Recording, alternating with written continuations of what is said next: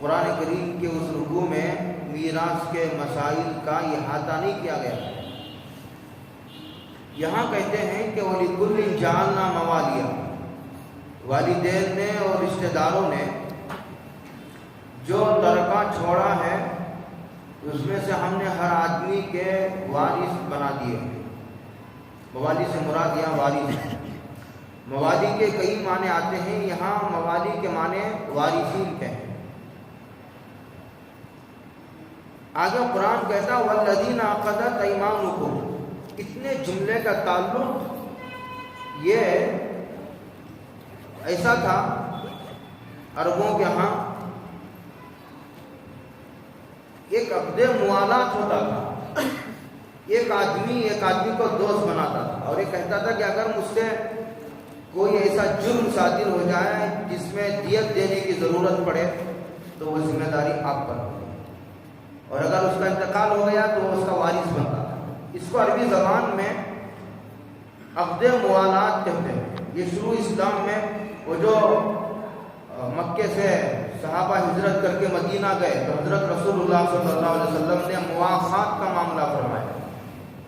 ایک صحابی کو دوسرے صحابی کا بھائی قرار دیا. یہ اسی قسم کا ایک معاہدہ تھا. یہ شروع اسلام میں اسلام نے اس کو باقی رکھا. بعد میں جب مہاجرین کے رشتہ دار بھی ایمان لے آئے تو حضور نے وہ معاملہ ختم فرما دیا.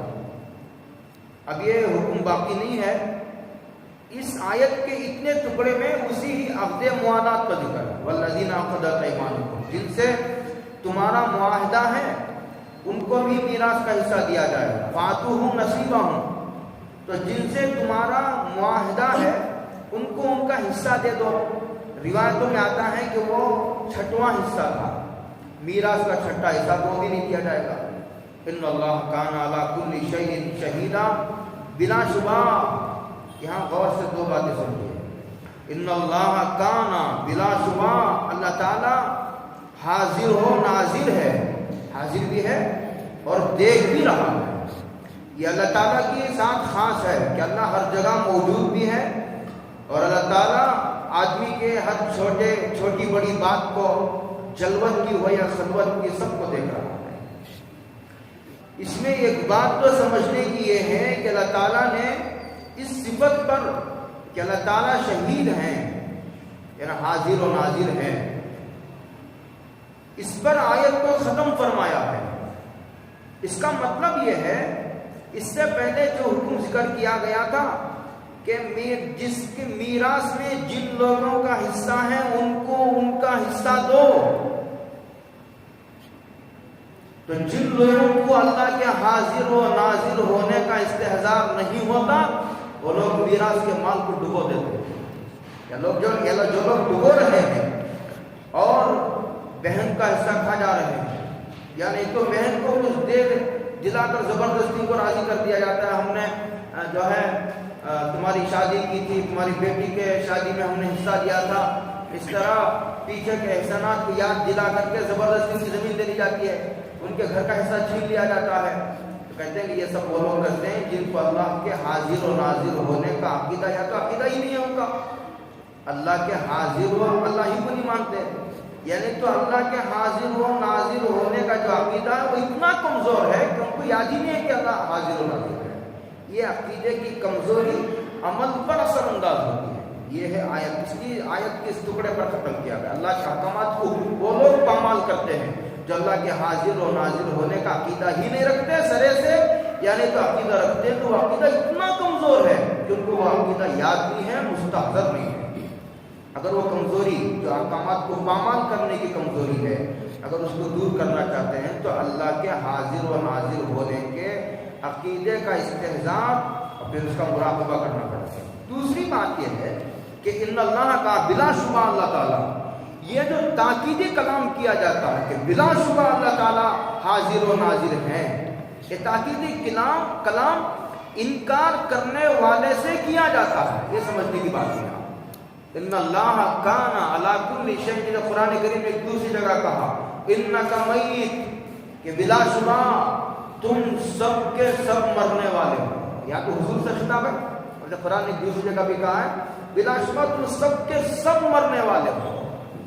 مفسرین نے یہاں سوال اٹھایا ہے، ایسا تو ہوا ہے دنیا میں کہ اللہ کا انکار کرنے والے، اللہ کے رسولوں کا انکار کرنے والے، اور قبر کا اور عذاب قبر کا، اسی طرح آخرت کا، جنت کا، دوزخ کا، ترازو کا، پل صراط کا، میدان محشر کا، حساب کتاب کا انکار کرنے والے پیدا ہے اور اب بھی موجود ہیں، اور ہزاروں لاکھوں کے تعداد میں موجود ہیں۔ کمیونزم جسے کہتے ہیں، وہ سب اسی قسم کے جو ہے وہ عقیدے جو اللہ ہی کو نہیں مانتے۔ لیکن موت کا انکار کرنے والا کوئی نہیں پیدا ہو،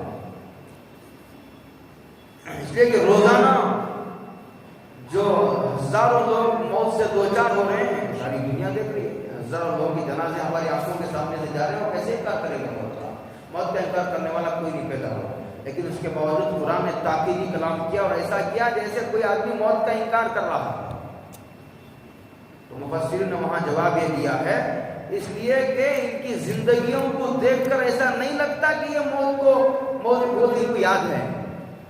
موت کو یاد رکھنے والا یا مرنے والا ایسا نہیں جیا کرتا، مرنے والے ایسے نہیں جیا کرتے، ان کے رات دن، ان کی زندگیاں، ان کے معاملات ایسے نہیں ہوا کرتے۔ اسی طرح اس کا یہاں بھی وہی ہے کہ بلا شبہ اللہ تعالیٰ حاضر و ناظر ہے، یعنی تمہارے اعمال کو، اخلاق کو دیکھ کر کے ایسا نہیں لگتا کہ تم کو اللہ یاد ہے، تم اللہ کو بھول چکے ہو۔ یہ ہے دو باتیں سمجھنے کی تھی۔ آگے اللہ نے الرجال قوامون علی النساء، کہتے ہیں کہ جو مرد ہیں، مرد اور عورت کی تقسیم کو اسلام نے تسلیم کیا ہے۔ الرجال یہ مرد ایک بالکل الگ صنف ہے، اور اسی طرح عورتوں کی ایک الگ صنف ہے۔ کہتے ہیں الرجال قوامون علی النساء، یہ جو مرد احباب ہیں یہ عورتوں کے ذمہ دار ہیں، یہ منتظم ہیں۔ یہ اسلام کا دو بالکل کھلا ہوا موقع پر نقطہ نظر ہے، اسلام کا نظریہ ہے کہ اسلام مرد کو خاندان کا صدر اور محتمم مانتا ہے، یہ اسلام کا نظریہ ہے۔ اسی نظریے کو ٹھکرانے کی وجہ سے آج یورپ کا، امریکہ کا، لندن، کینیڈا، جرمنی، اٹلی کے جو حالت ہوئی ہے، خاندانی نظام کا شیرازہ ٹکڑے ٹکڑے ہو گیا۔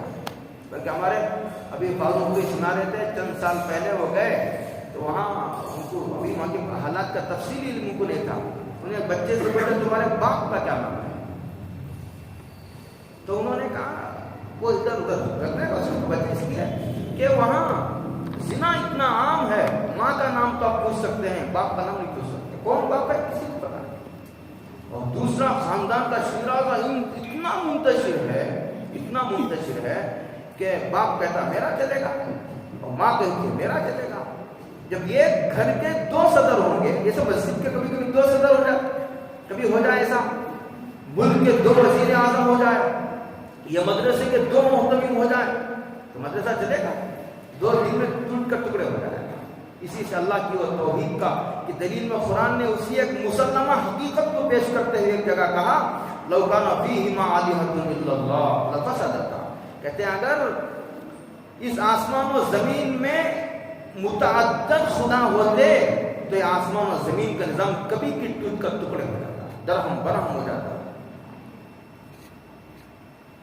یہ اتنے سالوں سے، لاکھوں سالوں سے اتنا منظم مرتب نظام برابر سدا جاری ہے، تو یہ اس بات کی سب سے بڑی دلیل ہے کہ اس کا ایک ہی خدا ہے، اے خدا، اور جو بھی ہے وہ ایک ہے، وحدہ لا شریک لہ ہے۔ اسی طرح اسلام کا نقطہ نظر ہے الرجال قوامون علی النساء، کہ خاندان کا جو صدر ہوگا، اس اوپر قرآن نے مساوات کی بھی بات کی تھی، للرجال نصیب مما اکتسبوا وللنساء نصیب مما اکتسبنا، کہا کہ یہ جو عمل کرے گی تو اسے اس کا اجر ملے گا، مرد جو عمل کرے گا اس کو اس کا اجر ملے گا۔ اللہ کا قرب حاصل کرنے کے راستے دونوں کے لیے برابر کھلے ہوئے ہیں، یہ بھی اللہ کا قرب پا سکتے ہیں، یہ بھی اللہ کا قرب پا سکتا ہے، وہاں دونوں میں مساوات ہے۔ لیکن جہاں تک جو ہے وہ انتظام کا مسئلہ ہے، گھریلو انتظام کا مسئلہ ہے، خاندان کے انتظام کا مسئلہ ہے، کہ مرد کو فوقیت حاصل ہے، مرد کو تفوق حاصل ہے، برتری حاصل ہے، بالادستی حاصل ہے، وہ خاندان کا گھر کا صدر ہے، منتظم ہے، محتمم ہے، وہ خدر کا یعنی خاندان کا نظام چل پائے گا۔ اچھا وجہ کیا ہے؟ کیا مرد کو سرخاب کے پر لگے ہوئے ہیں؟ قرآن نے دو وجہ بیان کی ہے۔ بما فضل اللہ بعضهم علی بعض، اس لیے کہ جو مرد ہے اس کے جو قوائے جسمانی ہیں اس کے اندر قوت زیادہ ہوتی ہے، اسی لیے اللہ تعالیٰ نے اس کے ذمہ سخت کام رکھے، باہر کمانا اور پھر اپنے بچوں کو بھی بچوں کو پالنا، وہ سارے مرد کے ذمہ ہیں۔ ایک تو اس کے قوائے جسمانی ہے، دل و دماغ کی قوت ہے، اور کسی بھی معاملے میں فیصلہ لینے کی جو قوت ہے، کتنا بھی بڑا معاملہ ہے مرد فیص کرتا ہے۔ تو یہ قوت اس بات کی متقاضی ہے، ان صلاحیتوں کا تقاضا یہ ہے کہ مرد کو صدارت کے عہدہ دیا جائے، ان صلاحیتوں کا تقاضا ہے۔ قرآن کہتا ہے فطری تقسیم ہم نے کی ہے، ان صلاحیتوں کی تقسیم ہم نے کی ہے، اور وہ صلاحیتوں کی تقسیم اس لیے کی ہے کہ اس کو یہ ذمہ داریاں دینا ہے، اس کو یہ ذمہ داریاں دینا ہے۔ جو ذمہ داریاں جس کو جس قسم کی ذمہ داریاں دینا ہے، ذمہ داریوں کی تقسیم ہے، اس کو اسی قسم کی صلاحیتیں ہم نے دی ہیں۔ چونکہ عورت کو ہم نے گھر کے اندر کام لینا ہے، عورت سے اس کو اسی قسم کی ہم نے صلاحیت دی ہے، شفقت دی ہے، محبت کی ہے، کہ بچوں کو پالتی ہے، پوستی ہے، اس کا نشو و نما کرتی ہے، اور مرد کے ساتھ جو ہے مہربانی سے پیش آتی ہے وغیرہ۔ کہتے بما فضل اللہ بعضهم علی بعض، فطری صلاحیتیں، ان فطری صلاحیتوں کا یہ تقاضا ہے کہ مرد کو جو ہے عہدہ صدارت دیا ہے۔ دوسرا وبما انفقوا من اموالهم، بما انفقوا من اموالهم، دوسرا مرد مہر دیتا ہے، اور مہر مرد کے ذمہ نان و نفقہ ہے اپنے بیوی بچوں کا، ان کے گھر کا، ان کی تعلیم کا، تربیت کا، سواری کا، کپڑے کا، ان کی دوائی کا، ان کی شادیوں کا، پورا یہاں سے وہاں تک لمبا سلسلہ ہے۔ کہتے ہیں کہ وہ سارا جو مالی خرچ ہے وہ مرد کے کندھوں پر رکھا گیا ہے۔ اس ذمہ داری کا تقاضا بھی ہے کہ مرد کو خاندان کا صدر قرار دیا جائے۔ یہ دو وجہ قرآن نے بیان کیا۔ اس میں ایک اشارہ یہ بھی ہے، مفسرین نے لکھا ہے کہ دیکھو جب تک لڑکی شادی نہیں ہو جاتی لڑکی کی، اللہ تعالیٰ باپ کے اکاؤنٹ میں اپنی بیٹی کی روزی منتقل کرتے ہوتے ہیں، ٹرانسفر کرتے ہوتے ہیں۔ دیکھ روزی تو آسمانوں سے نازل ہوتی ہے، اور جب لڑکی کی شادی ہو جاتی ہے تو اب اس اکاؤنٹ سے شوہر کے اکاؤنٹ میں منتقل ہو جاتی ہے۔ اب لڑکی کو کمانے کی ضرورت نہیں ہے، وہ شروع سے بادشاہ کی طرح اس کو رہنا ہے گھر کے اندر، وہ گھر کی ملکہ ہے، رانی ہے۔ وہ بما انفقوا من اموالهم، کمانے کی ذمہ داری پوری کی پوری مالی ذمہ داری شوہر کے ذمہ ہے۔ یہ خدا تو یہ کہتا ہے کہ تم کو گھر میں رہنا ہے، اور رہا تمہاری روزی کا مسئلہ وہ ہم اپنے کندھوں پہ ہم نے لیا ہے۔ ایک لڑکی کہتے ہیں نہ میں کما کر کھاؤں گا، اللہ کہتے ہیں کمائے بغیر بھی ہم تم کو دینے کا فیصلہ ہم آسمانوں پہ کر چکے ہیں، لیکن ایک لڑکی کہتے ہیں لیکن نہیں میں خود کما کر کھاؤں گی، تو یہ نادانی کیا سوا ہو کیا؟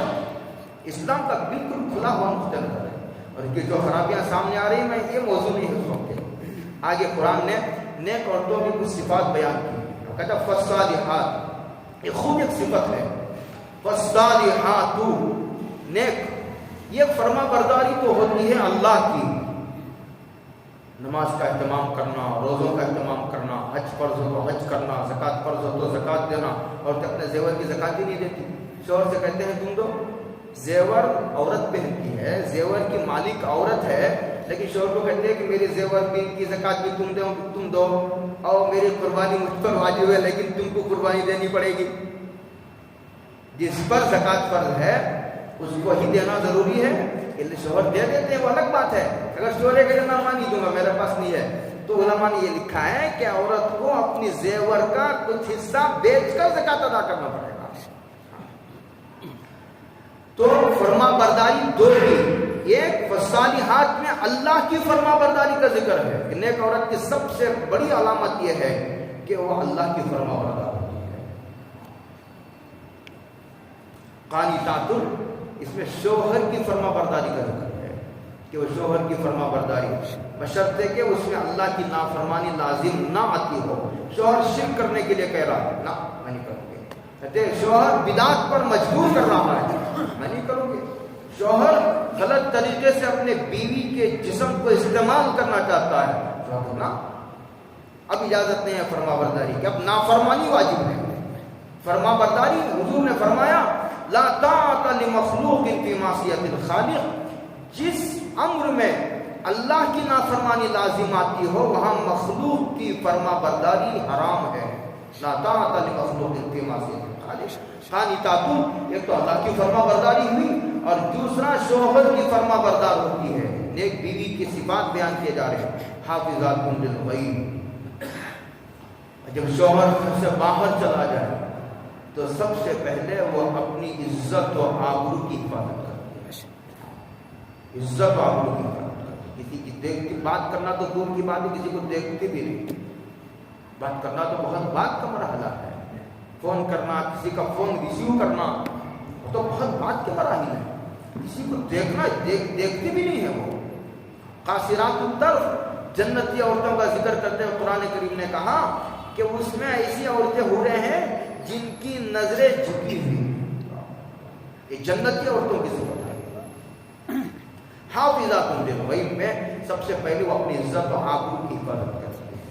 اور مفسرین نے اسے پھیلاتے ہوئے کہا وہ شوہر کی غیر موجودگی میں اس کے مال کی حفاظت کرتی ہے، اس کے بچوں کی حفاظت کرتی ہے. یہ سارے اس میں آتے ہیں بما حفظ اللہ، اللہ کی توفیق سے.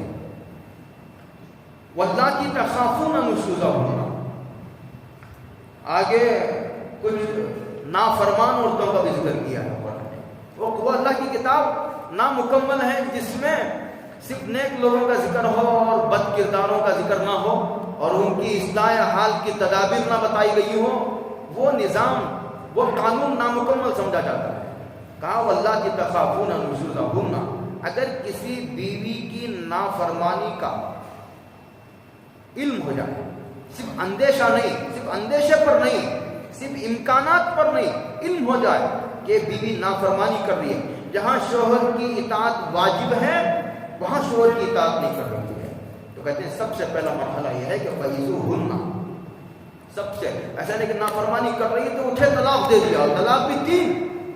ایک مرتبہ ابھی قریب میں چند دن پہلے کا معاملہ ہے کہ میں فجر سے پہلے دفتر میں کسی کام سے گیا تھا. ایک آدمی گھبرایا ہوا دوڑے آیا، دروازہ کھٹکھٹا. میں سنت پڑھ رہا تھا. کہا حضرت کیا حصہ؟ کہنے میں جو ہے رات بھر نہیں سویا اس لیے کہ رات میں جو ہے میں نے میری بیوی کو طلاق دے دی. کیا وہ طلاق واقع نہیں ہوئی تھی، میں نے ان کو مسئلہ بتا دیا. لیکن میں یہ کہہ رہا ہوں کہ پہلا مرحلہ یہ نہیں کہ جو ہے لکڑی کو توڑ دیا جائے، اصلاح حال کی کوششیں کی جائے. پہلا مرحلہ فَعِذُوهُنَّ، نرمی سے، محبت سے، سلیقے سے، اور خیر خواہی کے، ہمدردی کے جذبات کے تئیں. اس لیے کہ ایک لمبا عرصہ اس نے تمہارے ساتھ گزارا ہے. ہمارے ہاں عام ہے نا مزاج، جب ملتے گھل مل جاتے ہیں تو ناجائز کام کرنے کے لیے بھی تیار ہو جاتے ہیں. جو ہے وہ مدارات میں، مروت میں ناجائز کام کے لیے بھی آدمی تیار ہو جاتا ہے.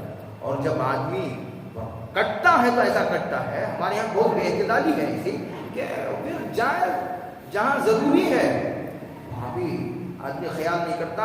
یہاں بے اعتدالی کی بات ہے. اسی لیے حدیث میں سرکار دو عالم صلی اللہ علیہ وسلم نے ارشاد فرمایا کہ حبیبہ کا ہونما عسى ان يكون بغيضا وبغيض بغيض کا ہونما عسى ان يكون حبیبہ کا ہونما. یہ حدیث ہے حضور کی. ایک نبی امی کے زبان پر کیسے عجیب و غریب جملے جاری ہوا. فرمایا کہ تم کسی سے دوستی کرے تو اعتدال سے دوستی کرو. ایسا نہ ہو کہ کل کو تمہارا دشمن بن کر تمہارے رازوں کا افشا کرے. کتنی پیاری تعلیم ہے. اور فرمایا اگر کسی سے دشمنی کرو تو اعتدال میں رہ کر کے دشمنی کرو. اگر کبھی ضرورت پڑے دشمنی کرنے کی، ہو سکتا ہے کہ کل کو تمہارا دوست بن جائے تو تمہیں شرمندگی اٹھانی پڑے. عجیب تعلیم ہے سرکار کی. فَعِذُوهُنَّ.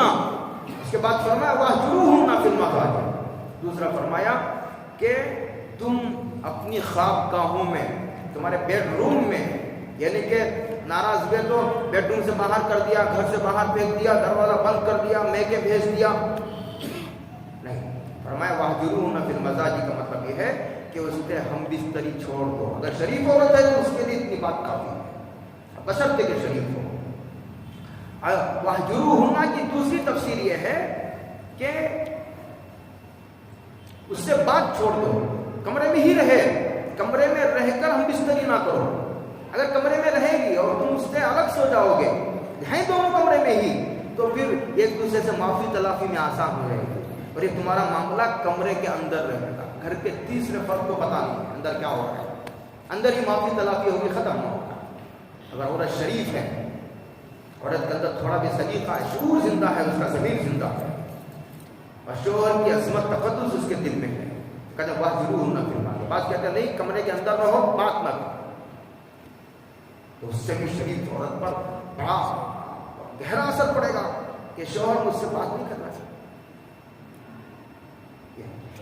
وَاضْرِبُوهُنَّ، کہا اگر اس سے بھی کام نہ چلے، یہ دو مرحلے اختیار کرنے کے بعد یہ معاملہ نہ سلجھے تو کہتے وَاضْرِبُوهُنَّ، تو اب مارو، ان کو مارو، لیکن مارنے سے ایسا نہیں کہ اس کی توہین ہو، عورت کو ایسا لگے کہ یہ مار کر توہین کر رہا ہے۔ ایک تو ہوتا ہے تربیت کے لیے مارنا، ایک تو ہوتا ہے تعظیم کے لیے مارنا، ایک تو ہے کہ توہین کرنے کے لیے مارنا، اور یہ کہ ایسا مارنا کہ ہڈی ٹوٹ جائے، اور چھوٹے چھوٹے معاملات پر مارنے کے لیے عورت پر ہاتھ اٹھانا کوئی اچھی بات نہیں ہے، شریف انسانوں کا طریقہ ہے، شریف آدمی عورت پر ہاتھ نہیں اٹھایا کرتا، شریف عورتیں مردوں پر غالب رہتی ہیں، حضور نے ایک جگہ یہ کہا اور شریف اور مردوں پر غالب ہوتے ہیں، اور جو ہے کمینے مرد، حضور کے الفاظ ہیں، کمینے مرد عورتوں پر غالب رہتے ہیں، مار کر ڈرا کر دھمکا کر ان سے کام لیتے رہتے ہیں، یہ کوئی اچھی بات نہیں۔ تو مارنا ایسا کہ ہڈی نہ ٹوٹے، نشان نہ پڑے، ورم نہ آئے، اسی لیے حضرت ابن عباس کی روایت میں کہ مسواک سے مارو، کسے مارو؟ ہمارے حضرت سے کسی نے پوچھا حضرت مسواک سے مارے تو عورتیں سنتی کیا؟ حضرت نے پوچھا تب تو عورت نہیں ہے، کوئی جانور ہے۔ اگر بشرطے کی عورت ہو، مسواک سے مارنا، مارنے تک کی نوبت آ جانا، یہ خود عورت کے دفن ہو جانے کی بات ہے، ڈوب مرنے کی بات ہے۔ عورت ہو اور مارنے تک کی نوبت آئے، وہ نہایت غیر شریفانہ حرکت ہے۔ آگے فرمایا فَإِنْ أَطَعْنَكُمْ فَلَا تَبْغُوا عَلَيْهِنَّ سَبِيلًا، اگر وہ اتنی بات پر پھر چلو ٹھیک ہے مارنے کے بعد بھی سدھر جائے، اگر وہ اطاعت پر آمدہ ہو جائے تو پھر تم جو ہے اس کے خلاف بغاوت کرنے کی کوئی بنیاد تلاش نہ کرو، چھوڑو، فراموش کر دو، رفع دفع کر کے پھر زندگی گزارو، پیچھے کی باتیں بھلا دو۔ ان اللہ کان علیٰ کبیرا، یاد رکھو بلا شبہ اللہ تعالیٰ بہت بلند و بالا ہے، بہت بڑے ہیں، تم کو ہم نے خاندان کا صدر بنایا ہے، اس کا یہ مطلب نہیں ہے کہ تم اللہ کی بڑائی کو بھول جاؤ، تم پر بھی ایک بڑا ہے۔ اگر معاملہ اتنا ہی نہ ہو، آپس میں معاملہ حل نہیں ہوا تو اب خاندان کے جو ذمہ دار ہیں،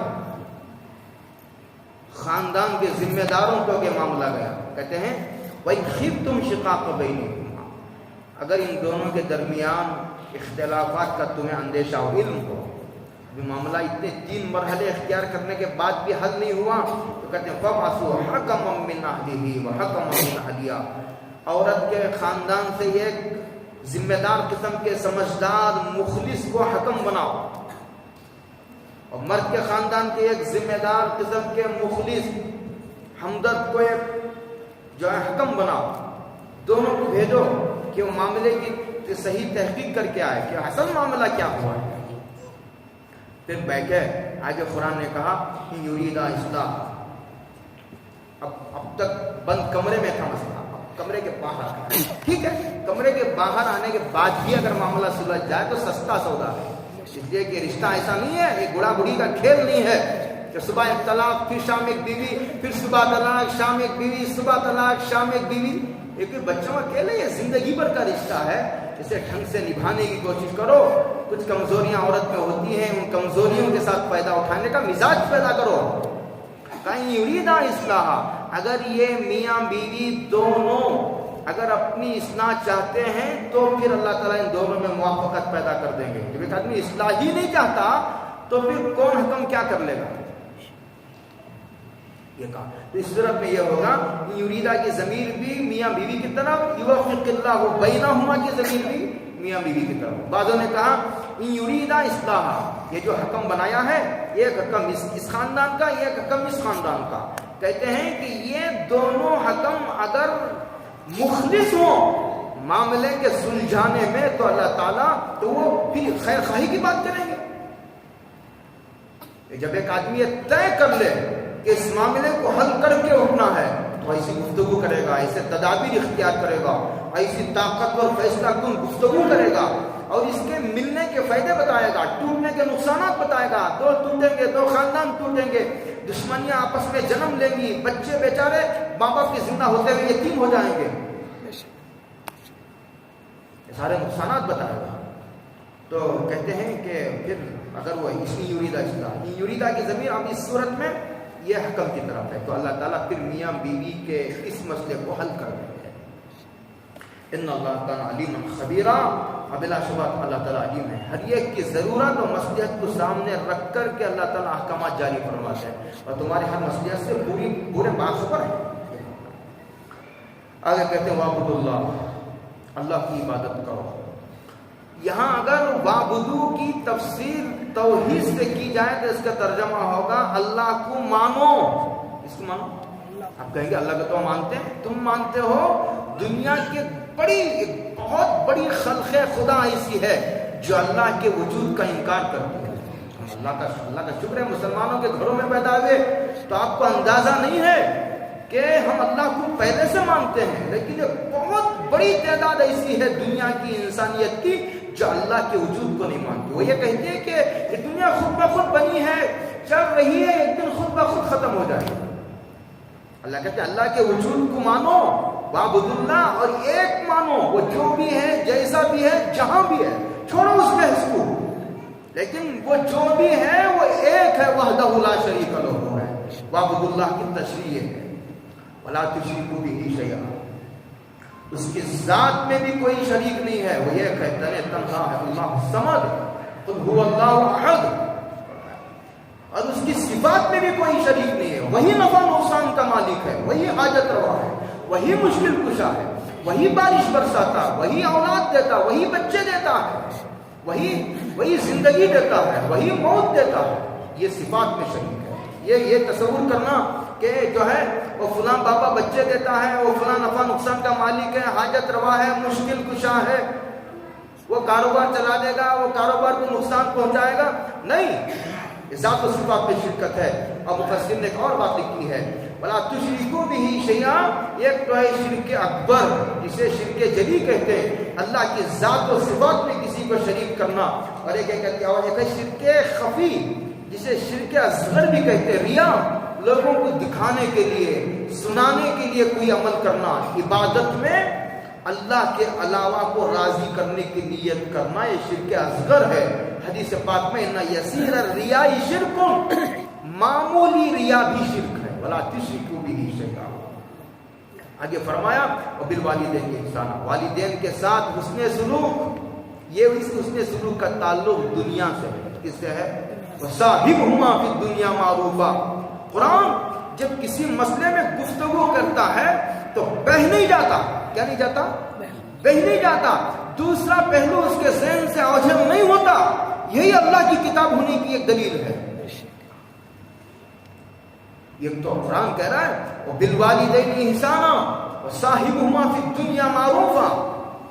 یہ احسان کا تعلق دنیا سے ہے, چاہے وہ کافر ہوں, والدین تمہارے مشرک ہوں, کچھ بھی ہوں, ان کا کوئی بھی عقیدہ ہو, ان کا عمل کیسا ہو, ان کے اخلاق کیسے ہو, چھوڑو, لیکن ان کے کپڑوں کا, کھانے کے, پینے کا, گھر کا, سواری کا, دوا دارو کا انتظام کرنا ایک فرما بردار بچے کے لیے ضروری ہے. رہا ان کے عقیدے میں تمہیں سمجھوتا کرنے کی کوئی ضرورت نہیں ہے. وَإِن جَاهَدَاكَ عَلَىٰ أَن تُشْرِكَ بِي مَا لَيْسَ لَكَ بِهِ عِلْمٌ. سلام ہو حضرت محمد رسول اللہ صلی اللہ علیہ وسلم کی نبوت پر. کیسی کتاب ہے؟ کہا فَلَا تُطِعْهُمَا. اگر تمہیں شرک پر یعنی تو کسی ناجائز کام پر وہ مجبور کرے تو تم ان کی اطاعت نہ کرنا. جو آدمی اللہ کا نافرمان اور غدار ہے تم اس سے کیا وفاداری نبھاؤ گے. اور ہاں مسئلہ دنیا کا ٹھیک ہے الحمدللہ. وَإِحْسَانًا وَبِالْوَالِدَيْنِ إِحْسَانًا. آگے فرماؤ بِذِي الْقُرْبَىٰ. اور دوسرے نمبر پر فرمایا اللہ نے اپنے ساتھ والدین کے احسان کا ذکر فرمایا. والدین کے ساتھ حسن سلوک آج اولڈ ایج میں لے جا کر چھوڑا جا رہا ہے, اور یہ سوالات کیے جا رہے ہیں کہ کیا بچے کا والدین کے ساتھ رہنا ضروری ہے؟ کیا بہو کو ساس کی خدمت کرنا ضروری ہے؟ بھائی خدمت نہ کرنا ہو تو نہ کرو، ہم تمہیں مجبور نہیں کرتے۔ اسلام تو کتے کے ساتھ فرما برداری کی بات کرتا ہے۔ اسلام تو جانور اور بلی کو پانی پلانے کی فضیلت ارشاد فرماتا ہے، تم تو ساس سسرے کی، ماں باپ کی، بھائی کی بات کرتے ہو۔ اولڈ ہاؤس میں والدین کو چھوڑا جا رہا ہے۔ یہ مغرب کی لعنت ہے جو ہمارے مسلم معاشرے میں آ رہی ہے۔ جب تک مغرب سے سچی پکی توبہ نہیں کرو گے، جب تک امریکہ اور لندن کی تہذیب سے دل کی گہرائیوں سے توبہ نہیں کرو گے، تم رائے ہدایت سے ہٹ جاؤ گے۔ ہمارا ایڈیل حضرت محمد رسول اللہ صلی اللہ علیہ وسلم کی ذات گرامی ہے۔ ابھی ذی القربہ، ذی القربہ کی 3 تفسیریں ہیں۔ ایک تفسیر ذی القربہ کی سب سے مشہور تفسیر یہ ہے کہ رشتہ دار۔ حدیث پاک میں حضرت رسول اللہ صلی اللہ علیہ وسلم نے ارشاد فرمایا کہ اگر تم یہ چاہتے ہو کہ تمہاری عمر میں برکت ڈال دی جائے، کیا ڈال دیا ہے؟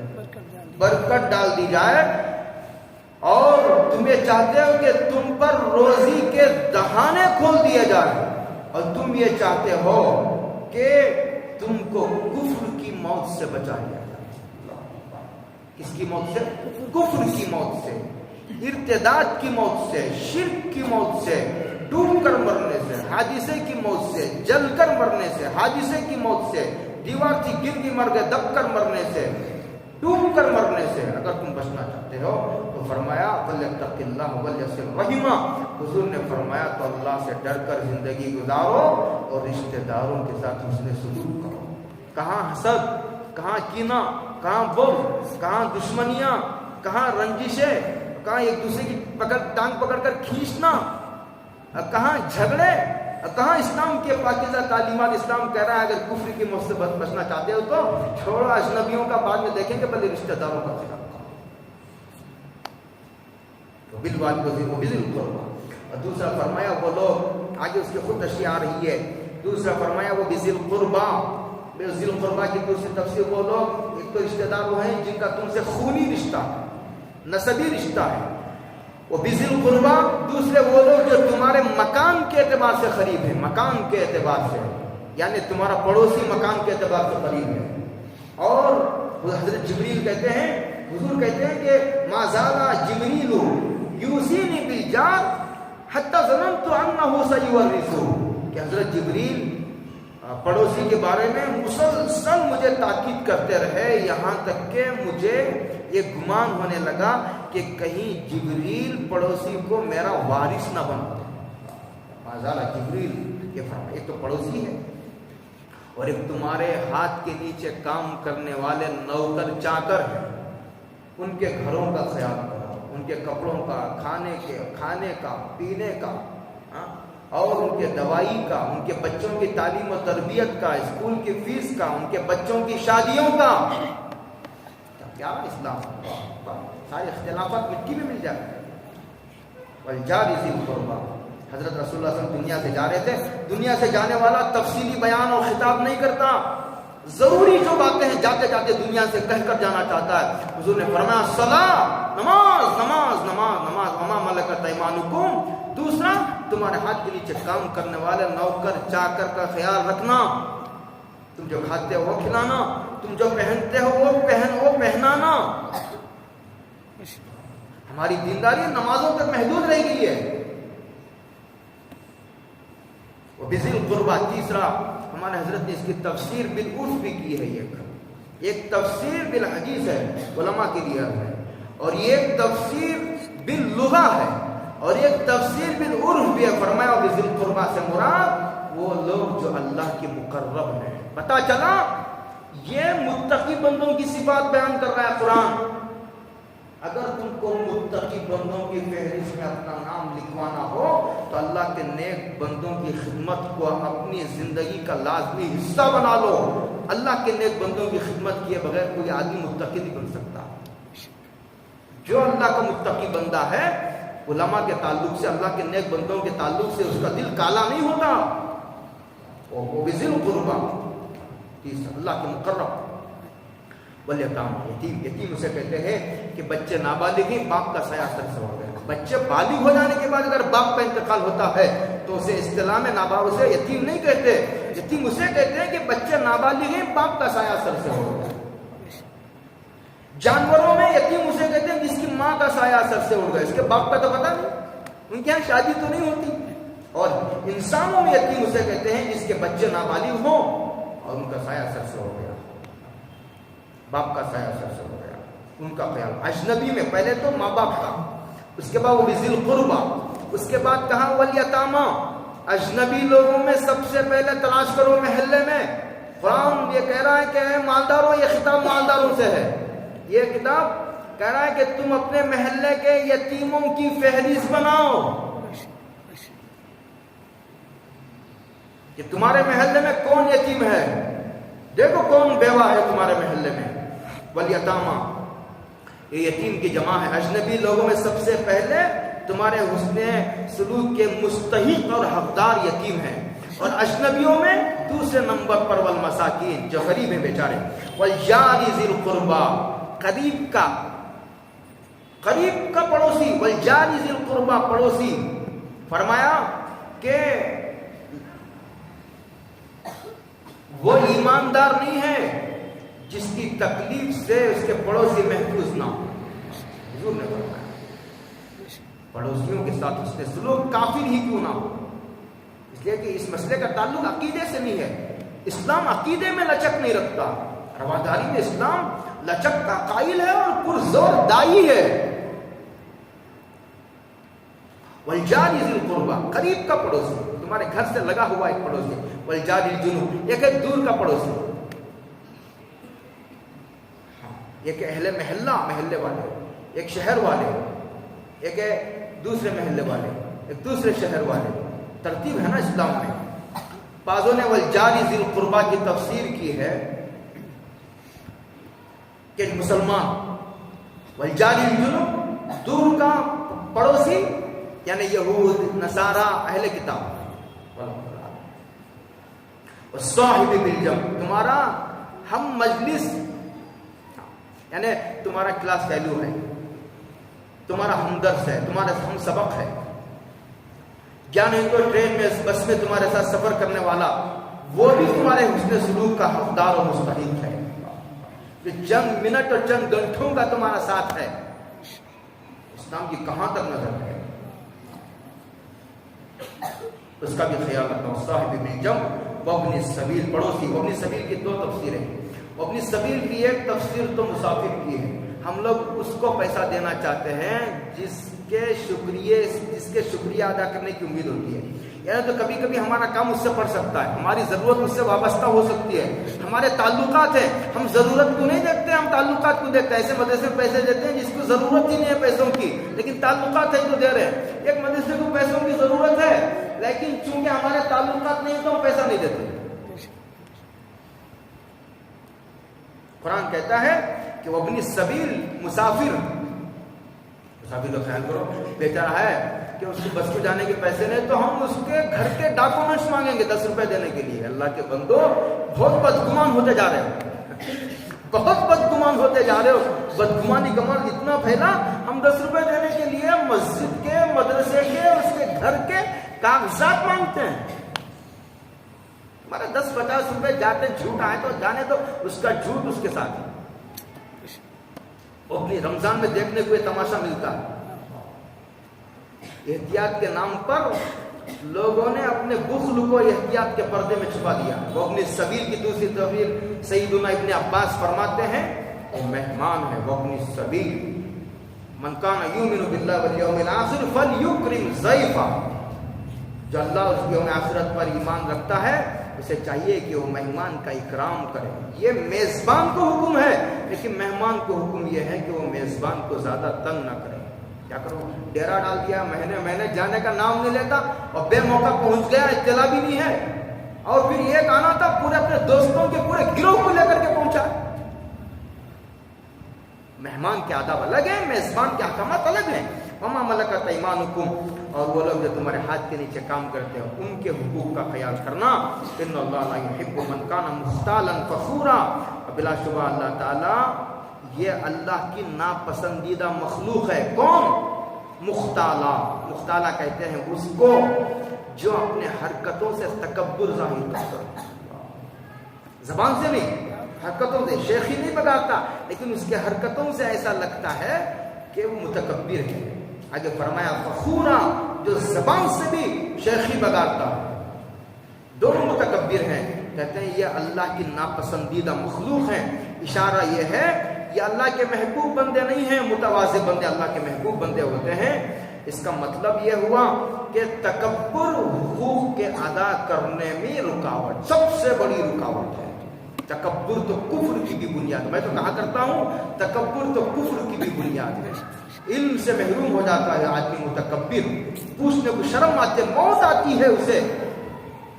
علماء سے استفادہ کرتے ہیں، بزرگوں کے سامنے ادب سے بیٹھتے ہوئے اسے موت آتی ہے. اس کا تکبر اسے جھکنے نہیں دیتا. مجھے خوب یاد آتی ہے، بار بار یہ بات یاد آتی ہے. حضرت تھانوی رحمۃ اللہ علیہ نے ایک جگہ عجیب بات کی ہے. انہوں نے فرمایا آج ہم متکبر ہیں. کیا ہے؟ اس کی ہمیں سزا یہ مل رہی ہے کہ ہم علم سے محروم ہیں. کس سے محروم ہیں؟ علم سے. اچھا وہ ہم مسلمانوں کے گھر میں پیدا ہوئے، اگر کافروں کے گھر میں پیدا ہوتے تو یہ تکبر ہمیں ایمان سے محروم کر دیتا، ہمیں ایمان کے قریب آنے نہ دیتا. یہ بہت بڑی بات ہے، سمجھنے کے قابل بات ہے. یہ حضرت مجاہد کا مقولہ امام بخاری نے نقل کیا ہے، لا یستحی، لا یتعلم مستحین ولا مستکبر، شرم کرنے والا اور تکبر کرنے والا علم نہیں حاصل کر سکتے. یہ اس کی سزا ہے جو دنیا میں ملتی ہے کہ آدمی اپنی جہالت پر راضی ہو جاتا ہے. کہتے ہیں کہ یہ تکبر ہے جو حقوق کے ادا کرنے میں رکاوٹ بنتا ہے. آدمی رشتہ داروں کے سامنے جھکنے میں، معافی مانگنے سے آدمی کتراتا ہے، جبکہ حضور نے فرمایا وما زاد اللہ یعفو الا عزا، کہ معافی مانگنے سے یا معاف کر دینے سے عزت بڑھتی ہے. حضور نے ایک حدیث میں فرمایا کہ معافی مانگنے سے عزت گھٹ جائے تو وہ عزت مجھ سے لے لینا. صلی اللہ علیہ وسلم. وآخر دعوانا